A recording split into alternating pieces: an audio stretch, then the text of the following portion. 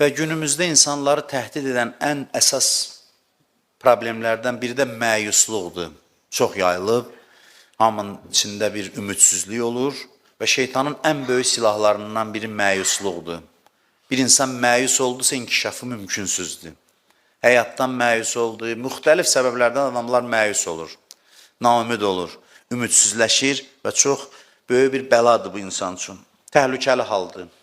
Əvvəla insan bilməlidir məyus olmamaq üçün ki, bir hədəf üçün yaranıb və Allahın nəzarəti altındadır, puç boş-boşuna yaranmayıb.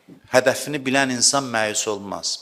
Hədəfi bilməməzlikdəndir ki, biz 100 dənə hədəf müəyyən edirik, ruhu 50 yerə parçalayırıq deyə, onların da bəzilərinə çatmayanda məyusluq gəlir. Yaradılışın bir hədəfi var və o da Allahla görüşdür. Allah Quranda buyurur ki, "Mə xələqnəs səmavati vəl ərz və mə beynəhumə batilən." Biz boşu-boşuna yaratmadıq. Göyləri və yeri arasında olanları boşu-boşuna oyun oyuncaq üçün yaratmadıq. Əfəhəsibtum ənnemə xələqnəkum əbəsə? Suallardır. Bu sualların cavabını tapsa insan aram olur. Elə düşünürsünüz, sizi boş-boşuna yaratdıq, puç yaratdıq, hədər yaratdıq, əbəs yaratdıq. Yaratdıq məqsəd üçün və hər an nəzərimiz də üstünüzdədir. İnnə rabbəkə ləbil mirsad. Allahın puskuda dayanıb, görür, hesablayır, hər şeyi görür. Cəmaat görməsə də görməsin. Bir əlimin duzu yoxdur, məyus oturub qanı qara, ömrümü filan kəsə sərf elədim, nankörlük elədi. Fəmən yə'məl miskalə zərrətin xeyran yara. Qayıdıram birinci moizəyə. Qaydası da həyatın. Mütləq görəcəksən bu nankörlüğü, kimlərdənsə görəcəksən. Çox da özünü üzmə. Hesablayan var, kim zərrə ağırlığında yaxşı iş görübsə onu qarşısında görəcək. Əvəzini ondan istə. Dünya haqqında ərəz sözünü işlədir. Ərəzəl həyatid dünya. Ərəz bilirsiniz nədir? Keçici bir şeyə deyirlər. Uçub gedən şeyə. Ətir vurursa ne? Uçdu getdi bir saatdan sonra. Ətirin iyi qalmadı üstündə. Dünyanı belə deyir. Deyir, məqsədləri, istəkləri buna bağlama ki, məyus olmayasan. Onsuz da uçub gedəcək. Uçub getmək üçün yaranıb, uçub gedən üçün niyə? Əvvəldən məsələn, ətir vuranda bilsən, 5 saatdan sonra, məsələn, yaxşısı olsa, bilmirəm də, neçə saatdan sonra olmayacaq, da o iyi gəlməyəcək. Oturub matəm eləmirsən, vay, ətirin iyi getdi. Bilirdin ki, gedəcək. Allah da deyir ki, dünya belədir. Gedəcək və istəkləri buna bağlama. Hesablayan var. Bilsin ki, hesablayan var, başqa cür yaşayarsan. Niyə görə, məsələn, bir alim belə misal çəkirdi? Deyir ki, mübahisə edirlər, mən suyun altında filan qədər qala bilərəm. Məsələn, 1 dəqiqə, bilmirəm, məsələn, yarım dəqiqə. O deyir, qalanməzsən, deyib baş vur baxaq. Girir suya, nəfəsini çəkir, dayanır. Bayırda sayılır 1, 2, 3, 4, 5, 6, 7 sayılırlar. O sayıldıqlarını bildiyinə görə dayanır. Bilməsə dayanmaz. Biz rükuda, səcdədə bilsək ki, sayırlar. Allah deyir, 1, 2, 3, 4, 5 mələklər sayır, nə qədər qalacaq.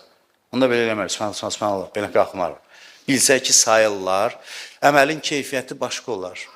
Əməlin tamamilə fərqli olar keyfiyyət. Bilsək ki, hər şey sayılır, hesablanır, baxılır, onda məyusluğa ehtiyac olmaz. Bir fəqirə kömək elədim, sonra məlum oldu ki, düz demirmiş. Bəzi adamlar olur da indi bizə gəlib müraciət edirlər, mən dostlara deyirəm ki, deyir, ona kömək eləmək lazımdır, yalan danışır o. Mən deyirəm, onu biz müstəhid seçmirik özümüzə ki, o düz danışsın, ya pişnamaz qoymayacaq. O indi yalan da danışa bilər, düz də danışa bilər. Hər bir halda ehtiyacı var ki, gəlib, imkanımız var, eləyək, yoxdur, eləməyək. Daha yaxşı olar, yalan danışmasın. Düz desin sözünü, dərdi nədir onu desin. Biri deyir, nəvəmi məktəbə aparmalıyam, maraqlanırsan, nəvəsi yoxdur ümumiyyətlə. Biri deyir, o yaduzda da deyir, 3 dəfə gəldi ilin ərzində ki, dedi, qoca kişi də müstəhid, alladaram başını. 3 dəfə, 1 il ərzində gəldi. Bir dəfə gəldi ki, həyat yoldaşım xəstəxanada uşağım olacaq. Mənə pul lazımdır. Verdi. Neçə ay keçdi, ki, qoca kişidir, nə bilir. Yenə getdi 2 aydan sonra, 3 aydan sonra. Və həyat yoldaşım xəstəxanada uşağım olacaq. Bu yenə verdi. 3-cü dəfə getdi, yenə verdi. Bu da elə bilir, bu qoca kişidir, başa düşmür. Bu da bilir ki, onu alladır, verir. Amma axırda bir sözlə dedi ki, yəni elə bilmə ki, mən anlamıram. Dedi, amma ala bunu, amma həyat yoldaşının qədrini bil, hər xanımın işi deyil, ildə 3 dənə uşaq dünyaya gəlir. Yəni, hər adamın işi deyil. İnsan bilsə ki, hesablanır, insan bilsə ki sayılır, insan bilsə ki Allahın nəzəri var, onda məyusluğa gedib çıxmaz. Bu da bir səbəb. İkincisi budur ki, yaxşı işi və 10 əvəz verir və yaxud da deyir, hesabsız əvəz verir. Fələhu aşru əmsaliha. Bir yaxşı işə 10 əvəz verir. Amma pis işə nə deyir? Deyir, və mən cəə bis-səyyiə fələ yücza illa mislaha. Səhv işin isə əvəz verilir, bir dənə. Bir günaha bir əvəz, bir savaba ən azı 10 əvəz, ən azı. Artıq da verir. Bunlar hamısı səbəbdir ki, insan məyus olmasın. İnsan başa düşsün ki, əvvəla hədəfi var, ikincisi Allahın nəzarəti var, üçüncüsü Allah hər şeyi hesablayır, sayır, qeyd eləyir. Dördüncüsü yaxşı işə çox əvəz verir, pis işə az əvəz verir. Və axırıncısı nədir? Axırıncısı da ki, xəta da elədin, narahat olma, tövbə imkanı var. Tövbə birinci xütbədə dediyim kimi Allahın rəhmət qapısıdır. Ən ümidvar eləyən şeylərdən biridir ki, xəta da elədin, matəm eləmə, tövbə var. Quranda surə Buruc surəsindədir, səhv eləmirəmsə, Uxdud, eşitmişsiniz? Qutilə əshabul uxdud. Uxdud quyu deməkdir. Quyunun içində od qalamışdılar. Diri-diri möminləri atırdılar oraya, yandırırdılar. Allah roizə oxuyur Quranda onlara sanki. Roizə oxuyur, öz dilindən danışır. Qutilə əshabul uxdud. Allah ölüm olsun deyir. Ölüm olsun Uxdud əshabına, möminləri diri-diri yandıranlara. Deyir, onlar od qalamışdılar quyunun içində. Quran danışır bunu, təsvir eləyir. İnsanları diri-diri atırdılar. وَمَا نَقَمُوا مِنْهُمْ إِلَّا أَنْ تُؤْمِنُوا بِاللّٰهِ الْعَزِيزِ الْحَمِيدِ. Deyir, günahları nə idi bunların? Ancaq oydu ki, Allaha iman gətirmişdilər. Ondan sonra ki, İnnellezine fetanul mu'minine vel mu'minat. O adamlar ki, möminləri diri-diri yandırıb, oturub ona ləzzətlə baxırdılar. Summa lam yatubu felahum azabu cehennəm. Deyir, sonra tövbə etmədilərsə, onlar üçün cəhənnəm əzabı var. İman gətirən adamları diri-diri odun içinə atıb, oturub tamaşa eləyən adamlar tövbə etsələr, bağışlanar, ayədən çıxır ki, bəli. Tövbə etməsələr, onlar üçün cəhənnəm var. Tövbə etməsələr. Bir hədisdə görmüşdüm, deyim sözümü tamamlayayım. Çox maraqlı gəldi mənə, bilmirəm. İndiyəcən də görməmişdim. Bəziləri də bəlkə inkar eləyər, qəbul eləməz. Bilmirəm, amma hər halda hədisdə deyirəm. Deyir, Həzrət Cəbrail gəlir Həzrət Peyğəmbərə, Fironun haqqında ayə gətirir. Ki, Firon əzaba düçar oldu. Deyir, amma görür ki, Peyğəmbər, Həzrət Cəbrail biraz sevincəydi. Deyir ki, sənin sevinməyin nədir səbəbi? Deyir, Firon ki, dənizdə qərq olurdu.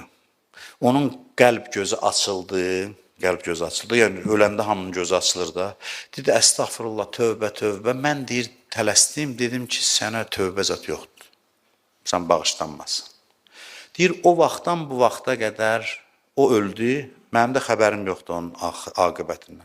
Nigaran idim, narahat idim ki, görəsəm onu bağışladı, ya mən səhv dedim. İndi ki, sən Peyğəmbərə ayə nazil olur ki, biz Fironu əzaba düçar elədik, indi arxain oldum ki, səhv eləməmişəm, çünki bu səhvimə görə qorxurdum. Bunu Həzrət Cəbrail, Həzrət Peyğəmbərə deyir. Yəni, Allahın rəhmətinin genişliyinə bax ki, deyir ki, bəlkə o Firon bilirsiniz də kimdir? Firon zülmün rəmzidir. Ənə Rabbukumul əla, mən sizin Rəbbinizəm. Heç kəsin dilindən bu söz nəql olmayıb ki, o deyib. Yəni, özünə ibadət etdirib. Bunların hamısına xas xüsusiyyətdir bu tip insanlara. Onunla bağlı deyir ki, bəlkə də o məqamda Allah onu da bağışlamışdı, mən bilmirəm. Amma indi məlum oldu ki, yox. Yəni, Allahın rəhmətinin genişliyi o qədərdir ki, deyir, diri-diri möminləri yandıran adamlar da əgər tövbə etsələr, onları da bağışlayarıq.